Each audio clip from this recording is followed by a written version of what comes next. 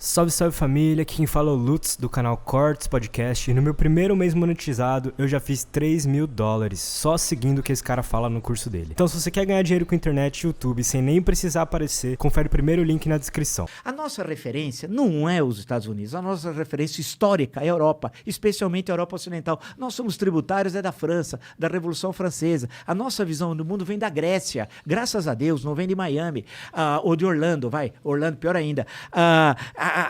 Ali vem a nossa visão. A Europa é social-democrata. Vai ficar doente nos Estados Unidos.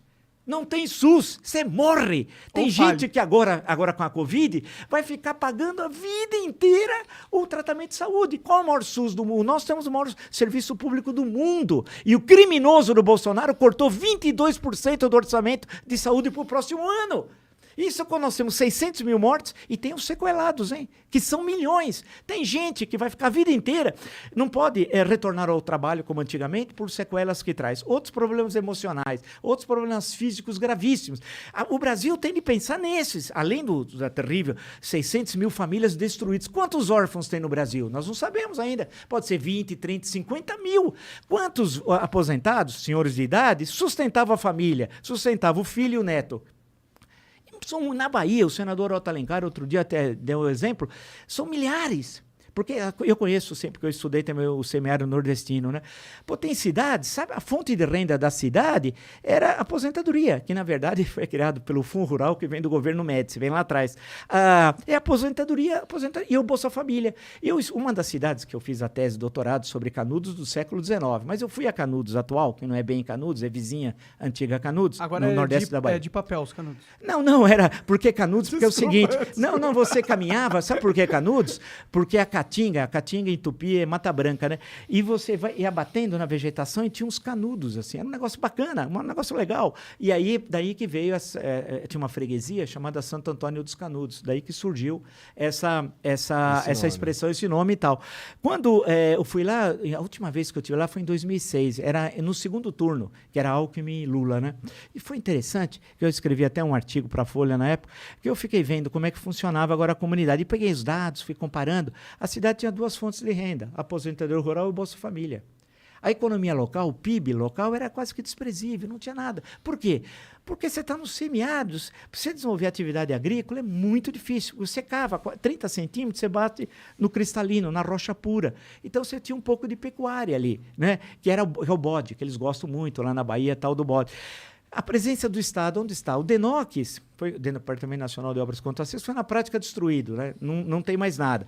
O Banco do Nordeste só financia os grandes, deixa sempre os pequenos tomarem na cabeça. A Sudene, está lá, o DENOX, a sede é Fortaleza, Banco do Nordeste, sede Fortaleza, Sudene em Recife. Só que eu estou lá no nordeste da Bahia e não tinha nada, as pessoas sofrendo lá. E em Canudos, naquela época, isso em 2006, a pessoa recebia acho que R$5 para capinar um terreno, cara, por dia. Você olhava e falava, putz, e aquele sol dos diabos, né? Porque eu fui muitas vezes lá, eu nunca vi chover, porque o índice pluviométrico é baixíssimo e tal. Então, quando aí você analisa, passa por isso, você vê que a sociedade brasileira é muito pobre. Nós somos o segundo país mais desigual do mundo. Sério? A pandemia criou milionários no Brasil, mas como é possível? Aumentou, acho que 13 multimilionários na pandemia. Pô, mas todo mundo piorou na pandemia, caramba. Mas faz sentido, na verdade. Eu não sei como, eu gostaria até de saber. Até numa crise existe oportunidade. Sim, os laboratórios ganharam para a fortuna por causa do Bolsonaro, né? Vocês imaginam do cara mostrando aqui para a EMA tá vindo aqui, né? Ele mostra para a EMA, né? Você acha que aquela propaganda de laboratório, aquilo lá foi tudo de graça? Sim. Aqueles laboratórios ganharam fortunas. Mas não só isso é o argumento, né? Por exemplo, as empresas que também fabricam máscara tiveram um boom. Sim, mas os podcasts tiveram um boom, entendeu? Mas aí é competência de vocês, é outra história. Aí vocês não estão usando a pandemia como instrumento para lucrar. Isso não tem mas acabou sendo, entendeu? Mesmo que a gente não use. Tá. Mas a coisa toda, se você for analisar, é que a nossa situação piorou muito mas piorou muito com o processo da pandemia. Aumentou as desigualdades sociais. Mas faz sentido também numa pandemia isso acontecer. Mas se tivesse governo, seria diferente. A grande questão, que o Paulo Guedes é um tremendo falastrão, eu sempre digo, Isso eu concordo. nunca escreveu um livro, não sabe, não conhece o Brasil. Se nós tivéssemos tomado naquela conjuntura as medidas econômicas necessárias, que era proteger o micro e pequeno empreendedor. Estavam falando do BNDES ontem, no senhor lá da Ravan, que tem 57 empréstimos, dos quais 50 na época do PT. Mas o pequeno negociante, o pequeno produtor, o pequeno... Não tinha jeito. Esse passou foco. O pequeno, o micro, o médio. Então, a questão toda, se você for desenhar todo esse cenário, você não tinha uma política econômica de defesa dos mais frágeis. Por outro lado, a discussão da Bolsa, depois do auxílio emergencial, o valor foi a Câmara dos Deputados que estabeleceu os R$600. Não foi ele, que era 300. E aquilo permitiu a economia circular no momento fundamental para o país, a economia circulou. Porque, senão, a tragédia seria... Não foi menos 4,1, né? O ano passado, do PIB negativo, seria muito maior. E as pessoas também passariam situações muito mais difíceis.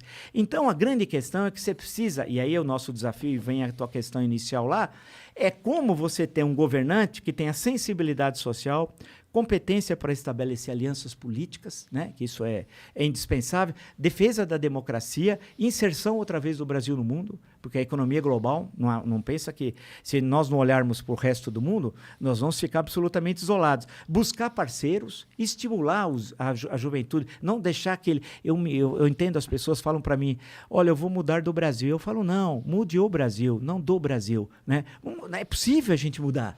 Temos que batalhar. Você já fala, sai daqui quando você pode, mano. Não, tem de mudar, nós temos de mudar. Então nós temos de construir. Você não vai mudar.